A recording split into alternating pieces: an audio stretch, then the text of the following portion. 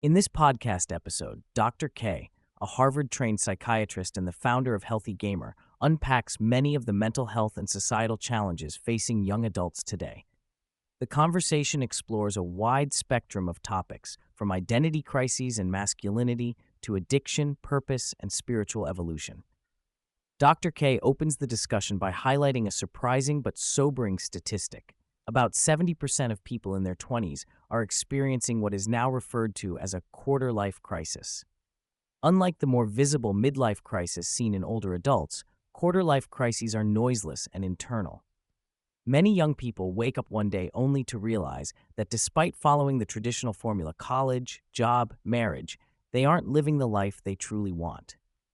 The pandemic of confusion, loneliness, and emotional pain afflicting young adults is further intensified because the conventional milestones laid out by previous generations, education, home ownership, marriage at certain ages, are no longer attainable in the current economic and social reality.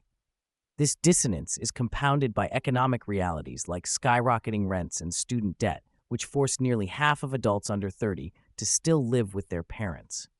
This demographic shift fractures traditional social patterns, including dating, making the path forward seem elusive and overwhelming. Crucially, Dr. K points out that the problem isn't merely that targets have changed, but that these targets are often unachievable. As a result, many young adults feel perpetually behind or late, feeding a cycle of self-doubt and anxiety that isn't about external failure, but a fractured sense of identity and worth. One of the foundational concepts Dr. K elucidates is the difference between identity and identification. Identification refers to how we define who we are through external affiliations, social groups, hobbies, political beliefs, or cultural labels. Identity, however, is a deeper internal sense of self that isn't contingent on external validation.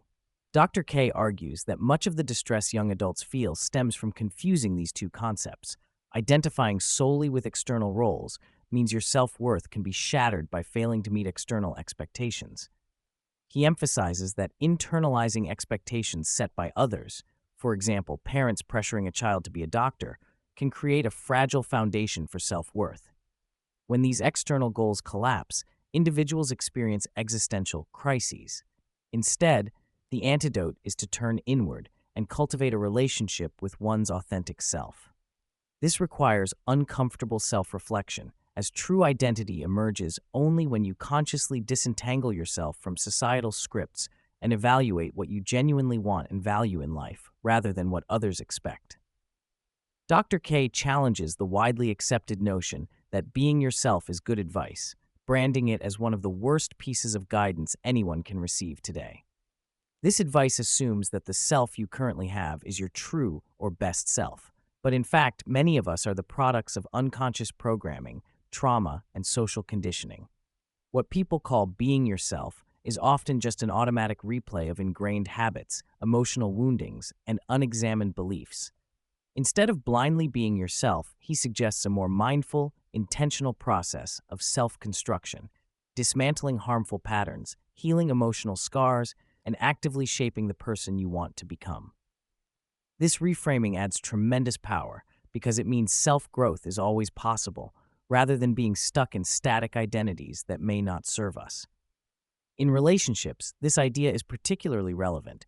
Showing up as the same wounded or unexamined self repeatedly invites repeated pain and conflict unless one consciously evolves. Addiction to pornography is explored as a symptom of a much deeper malaise, meaninglessness, and lack of purpose. Contrary to popular beliefs that frame pornography addiction primarily as a problem of lust or sexuality, Dr. K emphasizes that it is more often an emotional regulation strategy. The accessibility and immediacy of porn provide temporary relief from negative emotions such as anxiety and loneliness. Its activation powerfully shuts down brain circuits responsible for risk assessment and anxiety, offering a biologically hardwired escape from distress. This explanation sheds light on the alarming rise of erectile dysfunction in younger men, which Dr. K links directly to maladaptive conditioning of sexual arousal to artificial stimuli. The consequences go beyond physical health, affecting mental well-being and interpersonal connections. Overcoming such addiction requires not only restricting access, but developing alternative emotional regulation strategies and cultivating meaning in life. This holistic understanding is crucial in moving beyond shame and relapse to healing. Addressing the question of what does it mean to be a man, Dr. K acknowledges a crisis in masculinity. Many men are caught between unchanged societal expectations, financial provision, stoicism, alpha traits, and a reality where their traditional paths to success and validation are increasingly obstructed by economic shifts and evolving gender dynamics. The pressure to embody an outdated alpha male ideal often leads to transactional relationships, dissatisfaction, and even loneliness. Dr. K highlights the irony that while many women now outnumber men in higher education, outdated expectations about male roles persist, leaving many men feeling emasculated and confused. The path forward isn't through regressive displays of toughness or dominance, but developing emotional intelligence, vulnerability, and authentic connections. This nuanced take reframes masculinity away from competition and towards relational health, inviting a broader conversation about societal evolution and gender identity. Delving into the neuroscience of self-reflection, Dr. K explains the function of the brain's default mode network, DMN, which underlies our thinking about ourselves. In depression and anxiety, this network becomes hyperactive, perpetuating cycles of negative rumination. I am not enough. I am a failure. The key therapeutic skill is learning to shift from obsessive thinking about oneself to mindful observation of oneself, watching emotions and thoughts without attachment or judgment. He contrasts thinking about yourself, which involves narrative and judgment, with paying attention to yourself, which is simple, non-judgmental awareness. This practice quiets the DMN, calms the threat response centers like the amygdala, and creates emotional distance that reduces suffering. Techniques like specific meditations, shunya meditation, and mindfulness practices are presented as powerful tools to retrain the brain, build equanimity, and foster genuine self-acceptance. Judgment, Dr. K argues, is fueled by high emotional arousal, anger, fear, or anxiety that narrows perception and blinds us to context and complexity. This evolutionary mechanism helped early humans survive, but now constricts empathy and understanding in social conflicts. Cultivating compassion, especially in the face of provocation, requires energy and practice, but is essential for healing personal relationships and broader societal divides. Dr. K shares clinical anecdotes illustrating how responding to hostility with openness rather than defensiveness diffuses tension. He encourages listeners to be mindful of their own emotional states, understanding when judgment is heightened and to step back when possible to regain perspective. By connecting with the humanity beneath other people's actions, we can move beyond simplistic us versus them thinking and foster genuine understanding. Beyond chasing goals and external achievements, Dr. K highlights the difference between doing and being, between chasing growth and experiencing growth. Many people equate self-worth with accomplishments, promotions, or status, but this leads to an endless treadmill where happiness is perpetually deferred. Instead, meaningful growth centers on being attentive to the consequences of our actions today and how they shape the person we become tomorrow. This mindset advocates focusing less on what am I doing and more on what is happening as a result of what I do. This shift invites responsibility, awareness, and sustainable transformation, breaking the cycle of using achievements as ego gratification. It is in this subtle internal shift that lasting contentment and true personal evolution can occur. Finding purpose is a primary antidote to the feelings of meaninglessness fueling the mental health crisis.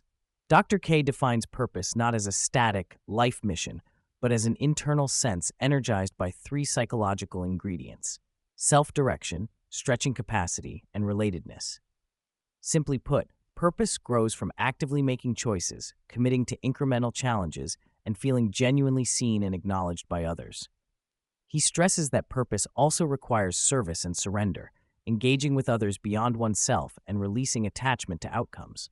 Purpose is cultivated over time and is deeply experiential rather than intellectual.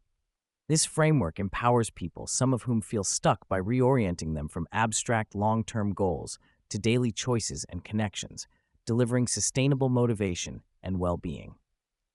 A recurring theme in the conversation is the paradoxical role of ego as both a driver and an obstacle. Dr. K recounts his personal journey, including a period when his pursuit of spiritual monkhood was actually an ego-driven attempt to be above others. The ego seeks validation by winning, impressing, and controlling image, but these efforts are fragile and cause suffering when unmet.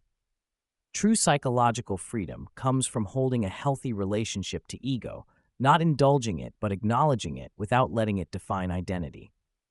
This balanced approach equips individuals to accept imperfections, embrace vulnerability, and separate their actions or criticisms from their intrinsic worth. Cultivating ego awareness is foundational to emotional resilience and authentic selfhood.